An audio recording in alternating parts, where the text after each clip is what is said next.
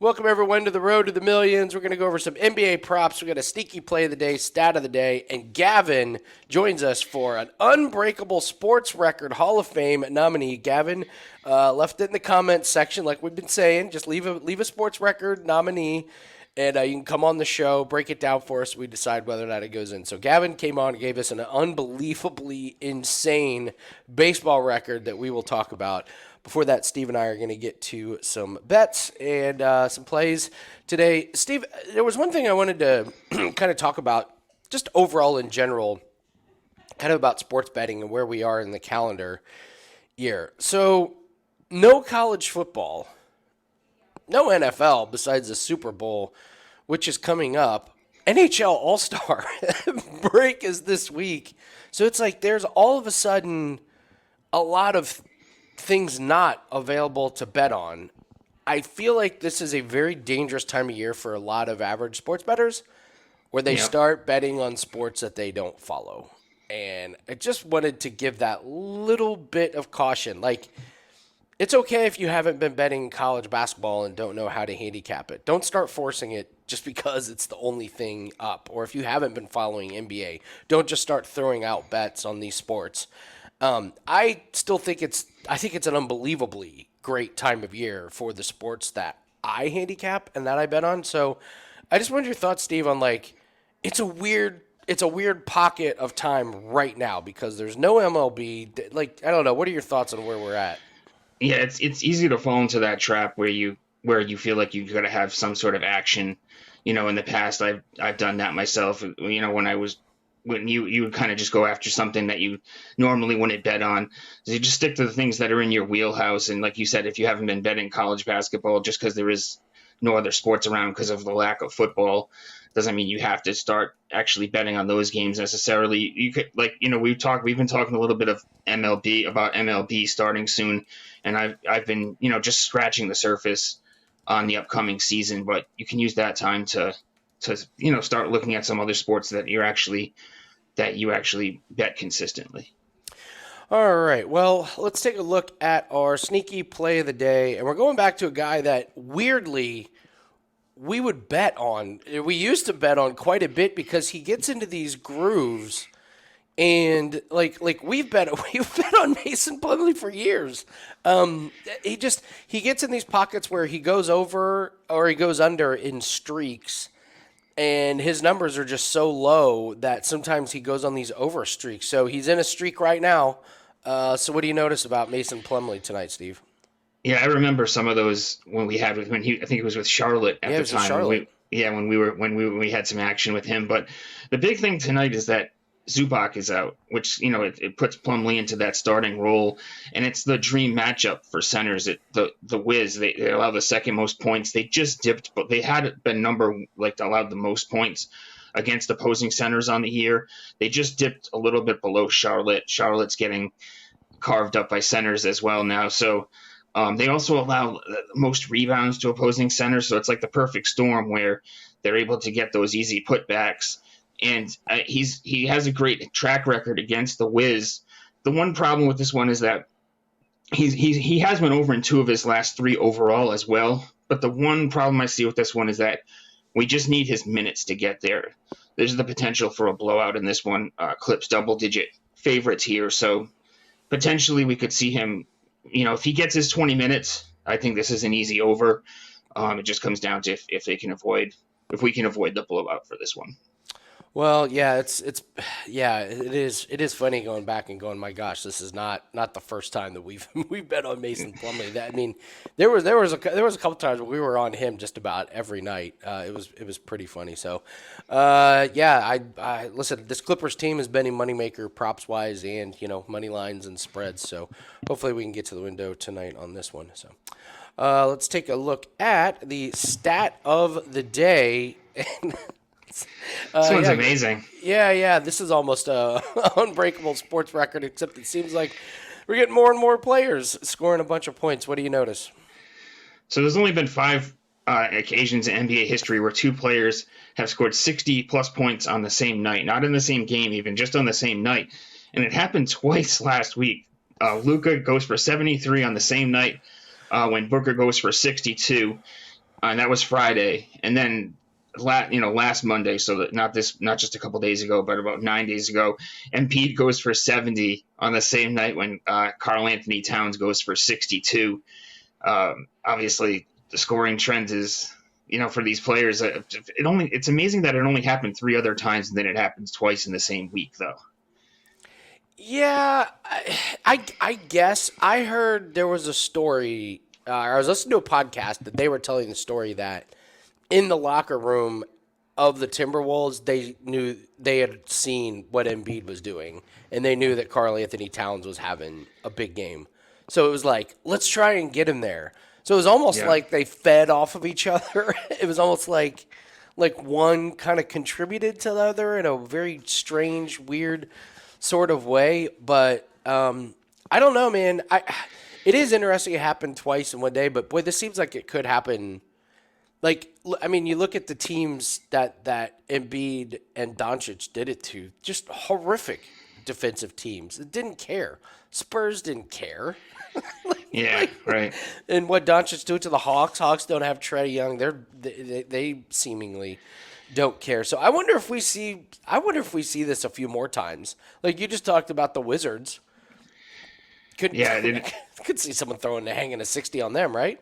Yeah, for sure. There's a lot of bad defenses right now. There's a lot of teams that you can point to that could easily allow some of these totals. And I think that Doncic, I think that was the Mavs all-time record that night as well. So, pretty interesting stuff just to see these guys. Like you said, this could actually be an Unbreakable Record nominee. Potentially, could it happen? I think, though, it's one that we would say wouldn't make it, because I think that we could see it happen again twice in 1 week. Two guys go over 60 plus, and it could. We just talked about it. These poor defenses, it could definitely happen again.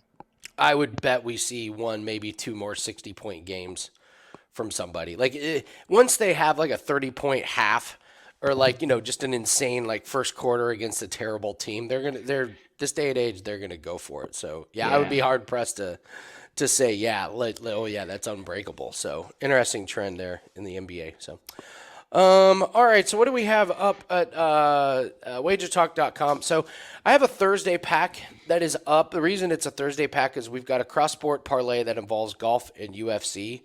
And we also have a darts play. And for all access subscribers, get ready, because every Thursday we're going to have at least one darts play. They're doing a Premier League for darts over in England, and it's kind of the best of the best guys, and then one guy that's not very good. And Corbin wants to take advantage of it, and so every Thursday we're probably going to have at least one darts play. He's 4-1 this year, 2024 in darts. So this just checks all the boxes, as it's very bettable. It's available on all the books, and we only need one play a week in order to turn a profit. So the Thursday pack has the cross-sport parlay as well as the darts play in there. And our Super Bowl prop pack is already up right now. There's a play in there. So every prop that we add up until Super Bowl will be included in that pack. So I encourage you to grab that if you want the Super Bowl props pack. Big special that we're running, annual special that they do every year. This is for if you're interested in a year plus worth of plays. It's a Super Bowl to Super Bowl special. So it starts from Super Bowl to Super Bowl. So it's basically 365 days. But if you buy it now, you start getting plays now until the Super Bowl. So you're basically getting a free week added in there. And this is a monster discount.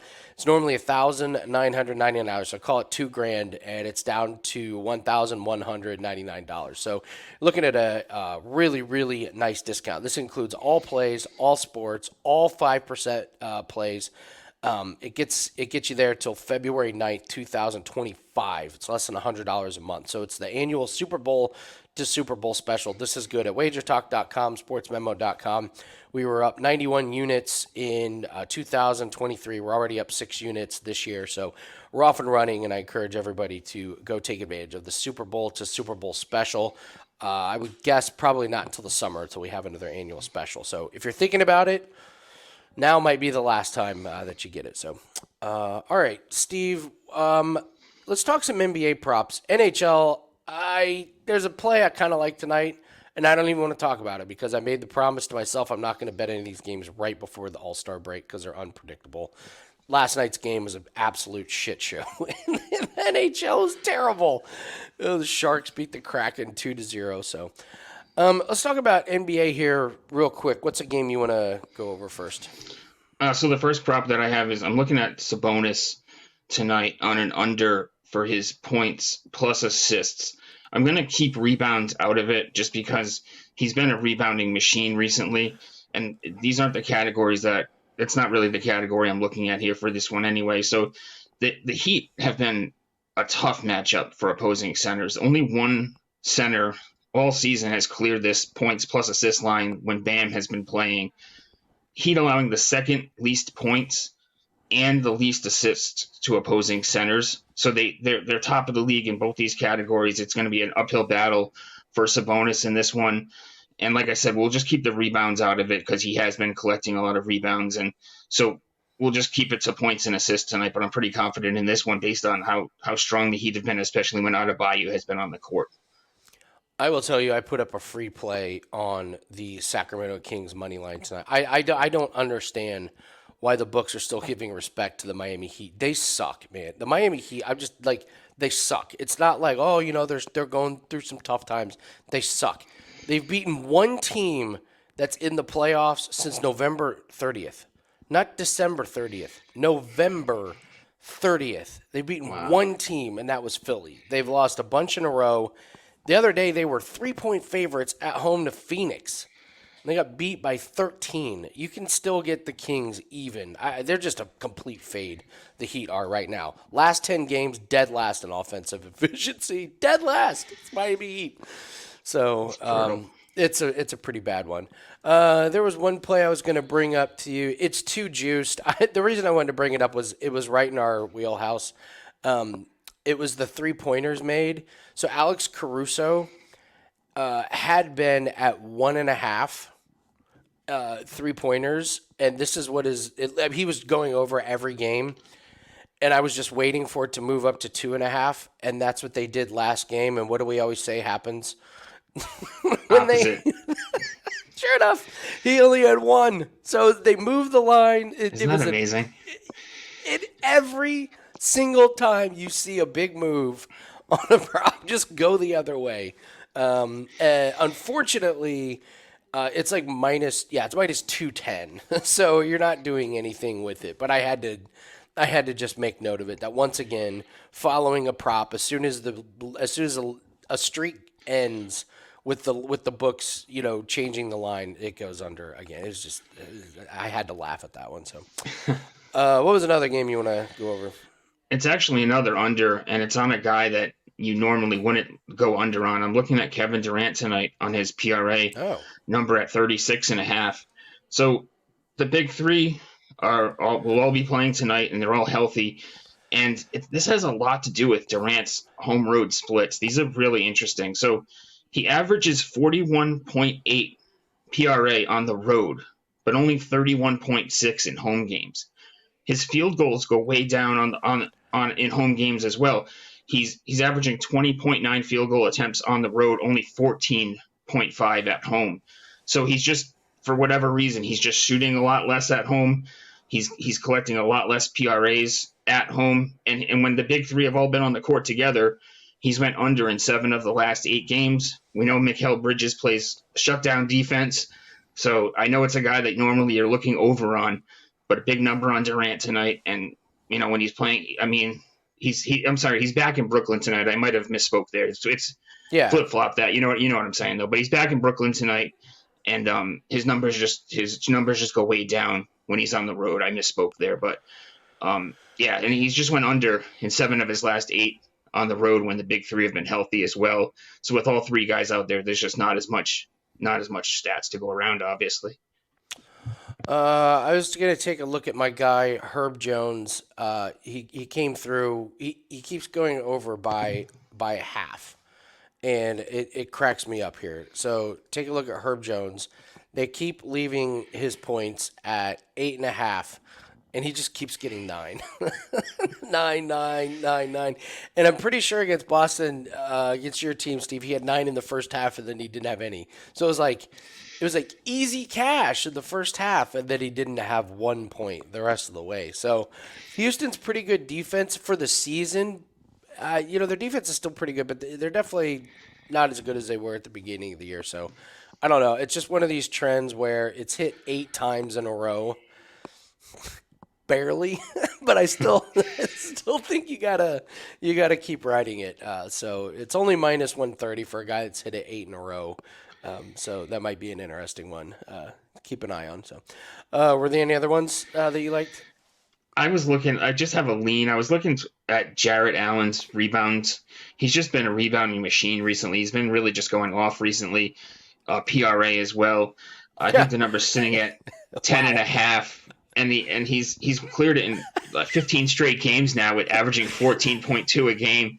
The one problem here is the blowout potential. Again, we have another double-digit favorite, and I've been kind of just laying off of those when it comes to overs. You just can't predict these blowouts in the NBA, and they come out of nowhere. So if I see a double-digit favorite, I'm just staying away from overs. I'm just at this point now. If I see a double-digit favorite, I'm not taking an over on either team. That's amazing. Because of the potential blowout. Look at that, man. That's 15 games in a row.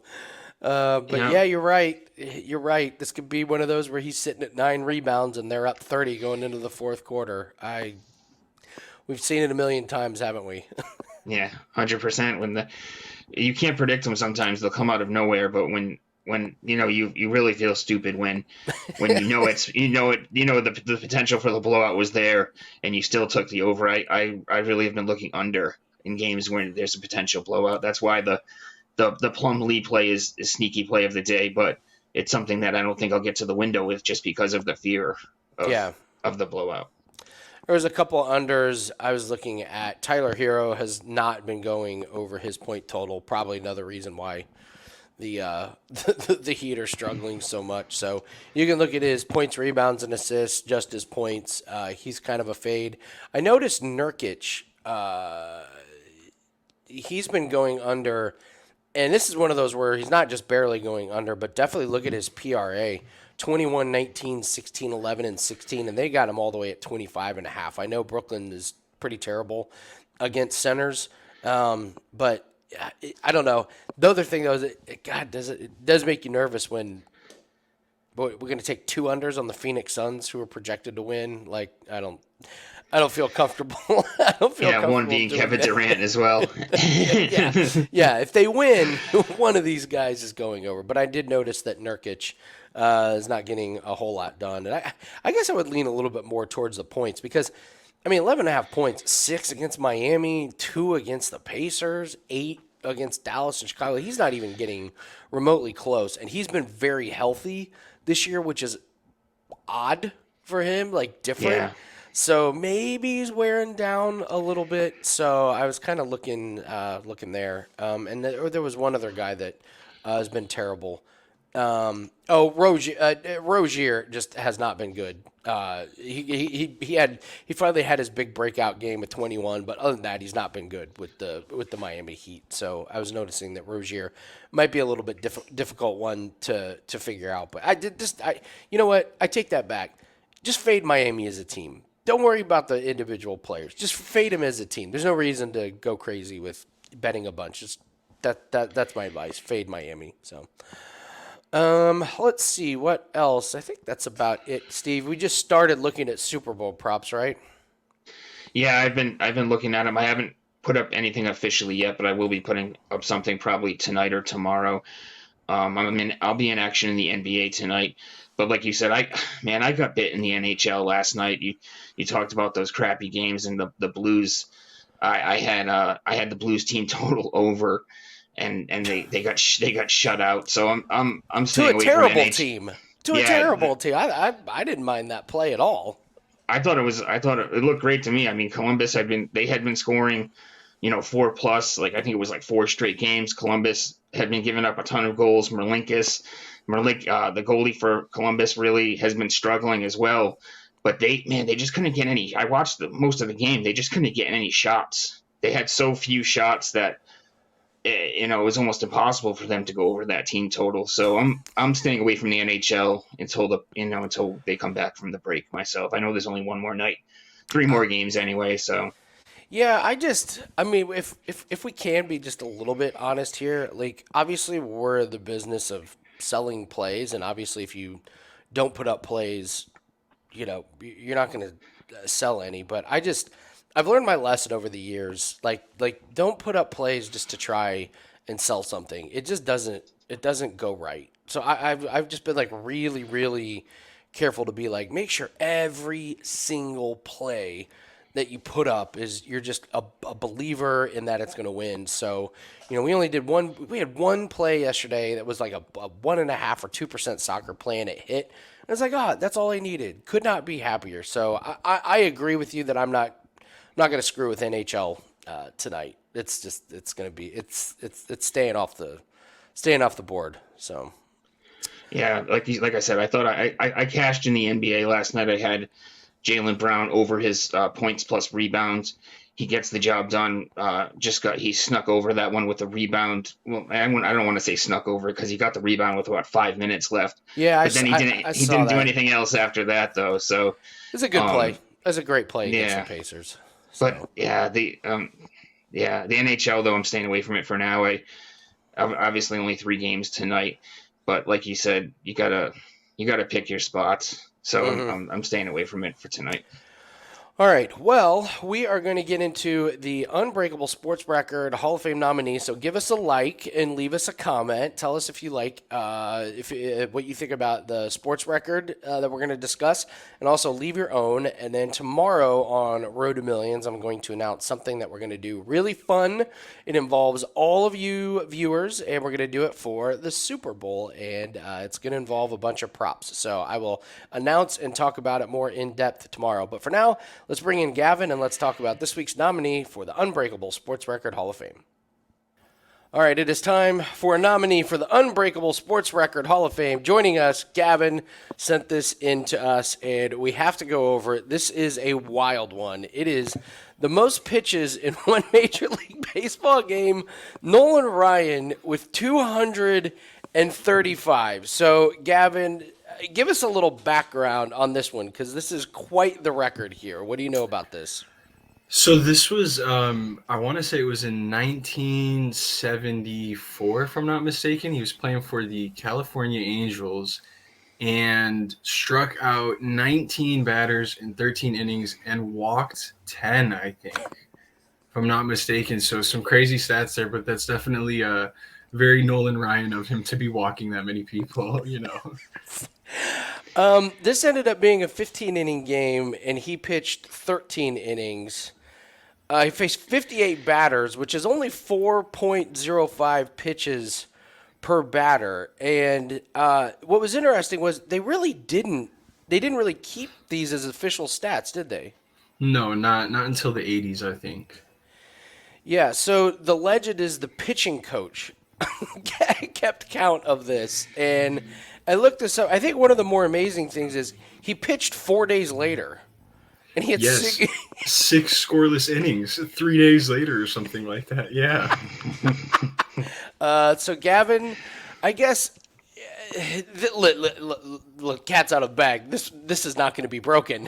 No, I don't think so. But, I'm trying to think who would even be remotely close in this day and age to, how could you even get close to this?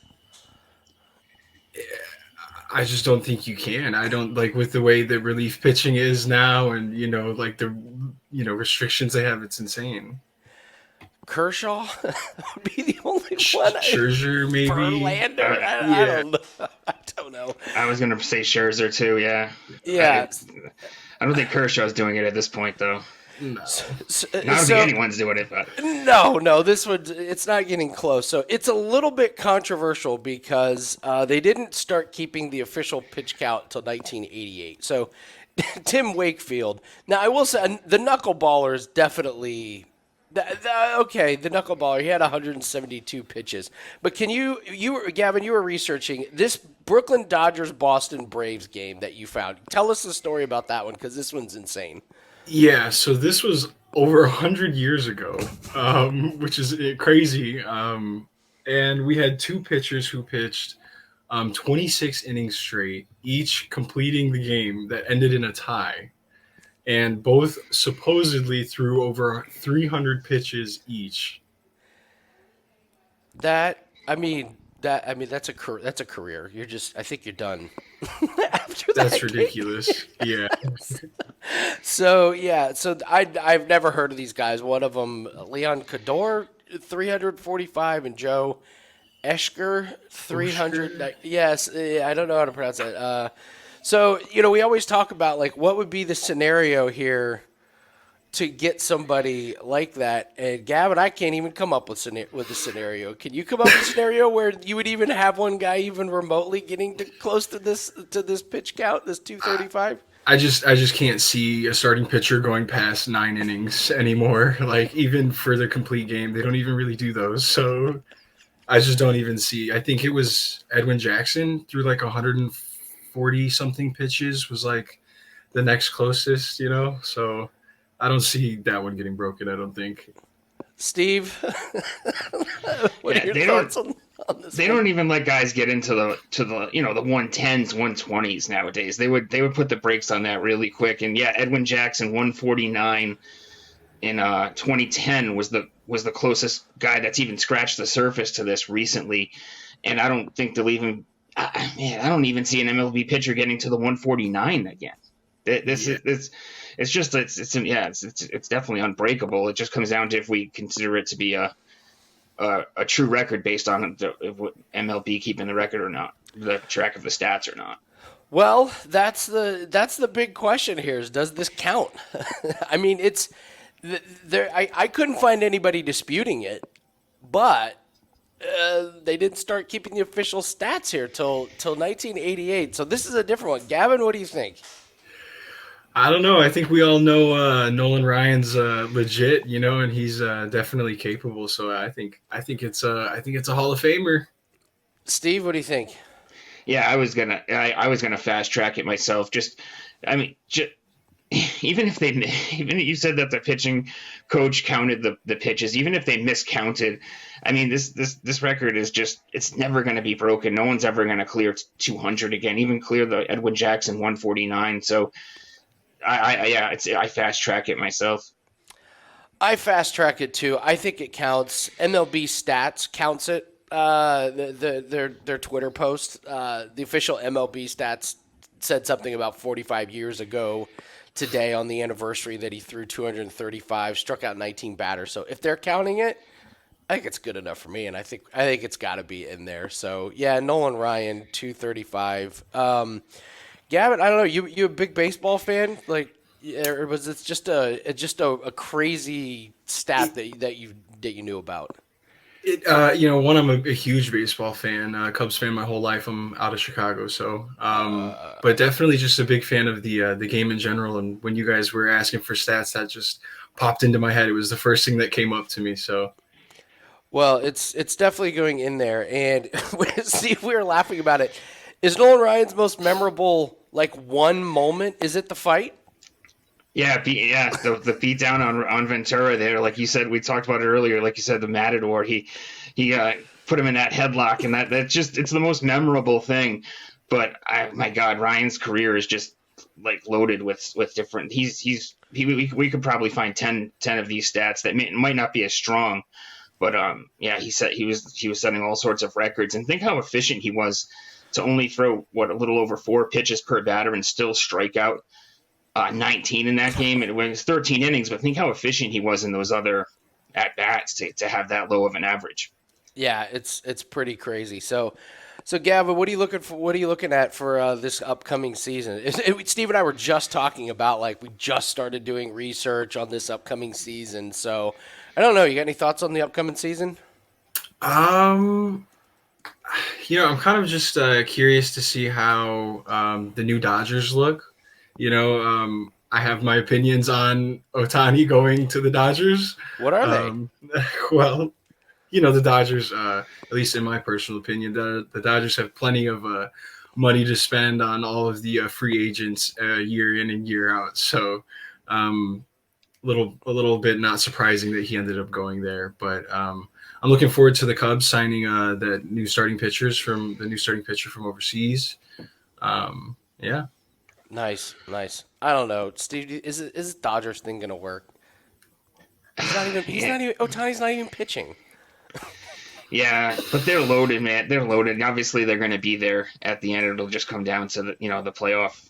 If they'll be in the postseason. Obviously, it just comes down to if they're going to advance and go further than that. But it doesn't look like it looks like it's going to be a bleak year for my Red Sox, though. Again, so no real hope for us around here lately. I feel like we're getting some payback for some old wins, But Yeah. All right, Gavin. Over under for the Cubs on wins this year. What do you think? Oh man, as a Cubs fan, I want to say over, but as a bettor, I have to do a little bit more research into my Cubs team going into this season. But if anybody asks, I'm on the record as the over. There you go. You're right. Yeah, just take the over as the fan. But yeah, we'll do some studying and we'll see if we can figure out a good one for the over under. So, Well, Gavin, this is definitely in the Unbreakable Sports Record Hall of Fame. 235 most pitches in one game. I mean, that has got to be near the top of one that we will never see, bro. I mean, I don't even think there are teams that even have 235 pitches in one game, let alone one pitcher to get there. So that was awesome work, Gavin. Good stuff, and I love that you found this the legendary Brooklyn Dodgers Boston Braves game with two pitchers that went over allegedly 300 with that game that ended in a tie. So that was really good work, guys. So Gavin, awesome job. Thanks for coming on. And guys, if you want to leave a comment and tell us about a sports record that you like, just leave it in the comments section. We'd be happy to have you on there. So Gavin, awesome job. Thanks, buddy.